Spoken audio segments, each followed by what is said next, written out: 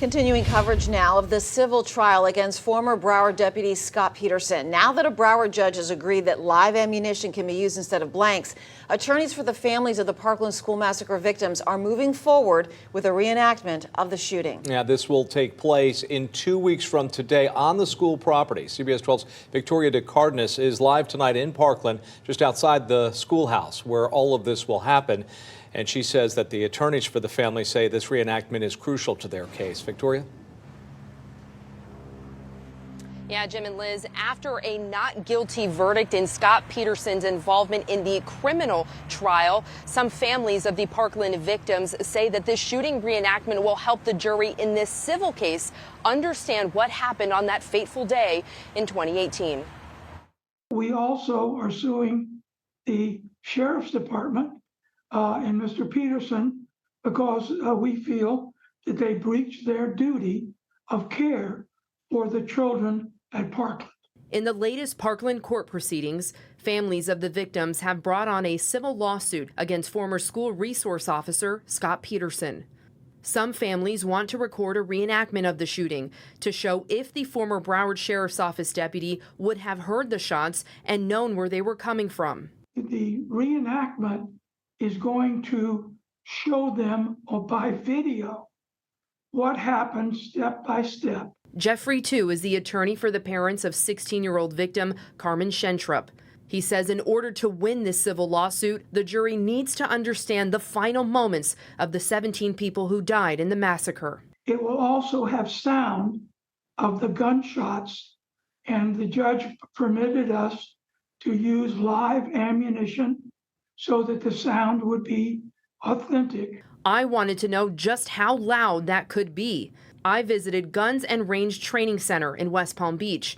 With the help of a professional, they fired an AR-15 rifle, similar to what the gunman used.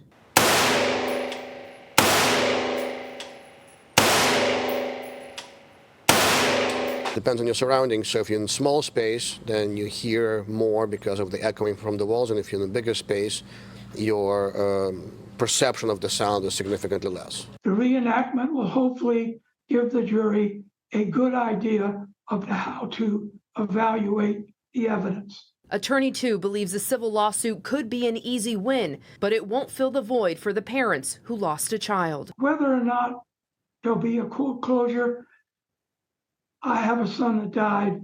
I don't think you ever close that. You just learn to live with it.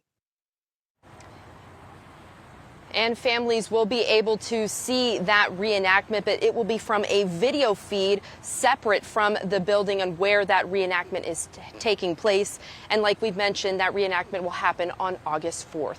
If there's anything hotter than the record-breaking temperatures felt across most of the country these last few weeks, it's the temperature inside a car parked in the triple-digit heat.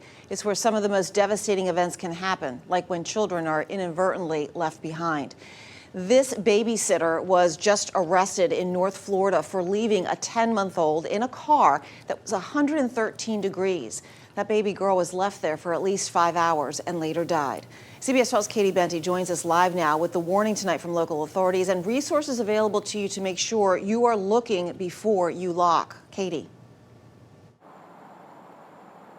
Liz, these deaths are devastating, but they're also completely preventable. And sometimes it's as simple as just giving yourself a visual cue. Now, these tags are from Delray Beach Fire Rescue's Look Before You Lock program. The idea is that when you put your child in the car, you also put one of these tags up on your rearview mirror. That way, when you glance over, you see in bright colored letters, "Don't leave me in the car." Cars heat up like that. Just a matter of minutes, a car can become hot enough to be deadly to a child. Just this week in Central Florida, a 10-month-old baby was found dead after being left in a hot car for several hours. Now the babysitter is facing a charge of aggravated manslaughter, a first-degree felony, punishable by up to 30 years in prison. Here you have a babysitter who was supposed to take care of the child, instead let the child die in a very painful way in record heat. So you can see why the authorities would want to charge this as a serious crime. These tragedies happen more often than you'd think. According to the Children's Services Council of Palm Beach County, more than 1,000 children have died after being left in hot cars since 1998. 14 so far this year, 6 having happened in Florida. 55% of those cases are children who were left alone unintentionally. And that's usually when a parent, they're out of their routine, they're making multiple stops. And what we found is actually a good chunk of those 55% were children who were being taken to childcare, maybe by a parent who didn't normally take them to childcare in the morning. Data shows the inside temperature of a car can go up 19 degrees in just 10 minutes. Here in South Florida, your car can go up to 130 degrees or higher within an hour. Cracking a window doesn't do any good.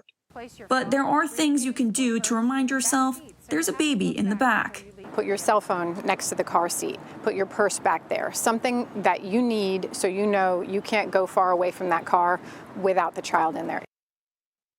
And for those who may walk past a car where you see a child alone inside, don't hesitate. Call 911. It could save a life.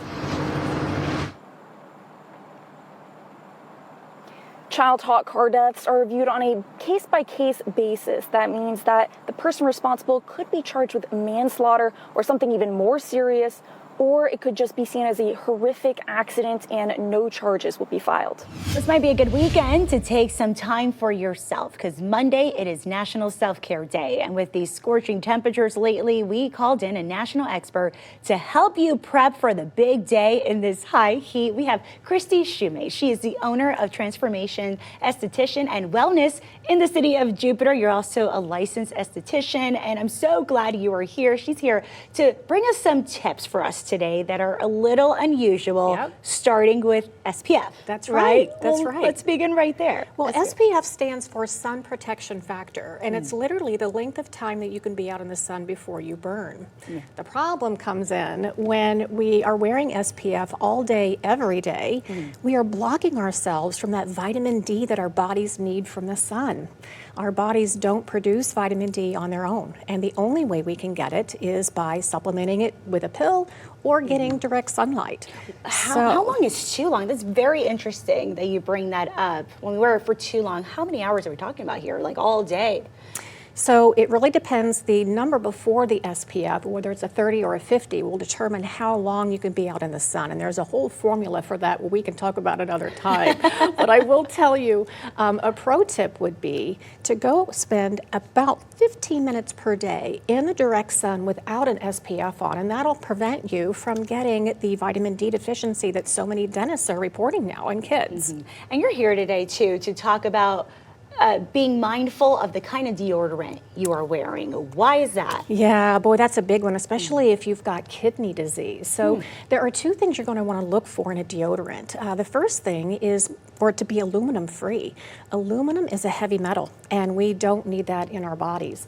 The second thing is a single-use application method, like the one I've created here. It's underarm deodorant granules.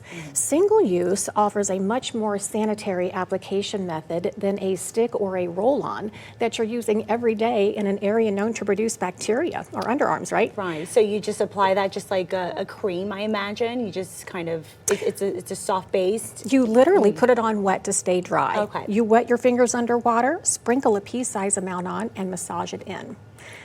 That offers a single use, and your stick or roll-on is not a petri dish anymore, so single use is the way to go. Another tip about your biggest organ, right? Your skin and showers. And you say don't take hot showers. Unfortunately, I do, but so that's why I want to know why. Why is that? Have you ever taken a hot shower and you get out and your skin just feels so itchy and dry? Well, that's why. The water was too hot. So what happens with hot water is that it literally just strips your skin of those oils that it needs to be lubricated with. So if you do enjoy hot showers, make sure the last thing you do before you get out is just rinse off with cool water and then apply a nice moisturizer. So what can we do this weekend? Like we mentioned before, it is hot out there, but what can we do to really enjoy that National Self-Care Day out in the heat? Any other tips you can provide? Well, first of all, National Self-Care Day, you should be taking care of yourself. So many of us spend time taking care of other people that we forget to take care of ourselves. So put a date on your calendar, put a time, and put an event. Take care of yourself. And it's really important too, right, to actually see an expert, a facialist, a skincare expert. That's something that you want to share about the importance of it. So tell us a little bit of why. Well, just like you would go take your car to a mechanic to have your oil changed, or if you are seeing a dentist on a regular basis to have your teeth cleaned, it's so important to see a licensed professional like an esthetician or a dermatologist. Oftentimes, we can find things that you wouldn't find at home and make recommendations for you. I mean, our skin has to last us the rest of our lives, so why not put our best face forward?